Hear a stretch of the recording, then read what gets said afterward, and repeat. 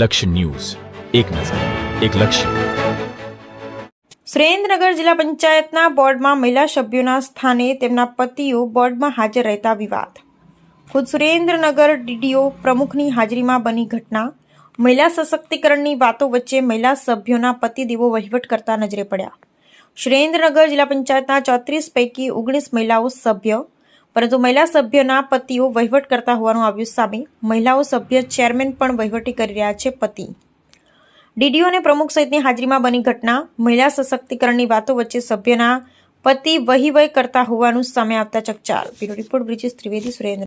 હવે પછી એમને બહેનોને હાજર રહેવા માટે જણાવીશું. એમ નહીં, અત્યારે હાલમાં જે એમની જગ્યાએ પણ માન્ય રાખ્યું બેન બોર્ડમાં માન્ય રાખ્યું, કઈ રીતે તમે આ માન્ય રાખી? આપ એક મહિલા છો, મહિલા સશક્તિકરણની સરકાર વાત કરી રહી છે ત્યારે આપ એક મહિલા થઈને ત્યાં જે અહીંયા ઉલ્લંઘન કર્યું, સહીઓ પણ થઈ.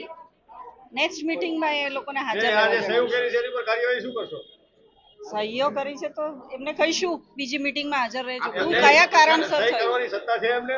અત્યારે સહી કયા કરી છે તો? કારણસર એ આજે ગેરહાજર છે એ જાણે છે. સરકારી રજિસ્ટરની અંદર મહિલાના પતિઓ સહી કરે એ માન્ય છે? એ જોવડાવી લઈએ, એ જોવડાવી લઈએ, એ દલિતો જોવડાવી પ્રશ્ન લઈએ. આવ્યો બેન કે દલિતોની જે આંગણવાડીમાં નથી, જે જમતા અને બેને જવાબ ને શું કહેશો દલિતોનો? તપાસ કરાવી લઈએ, તપાસ કરાવી લઈએ.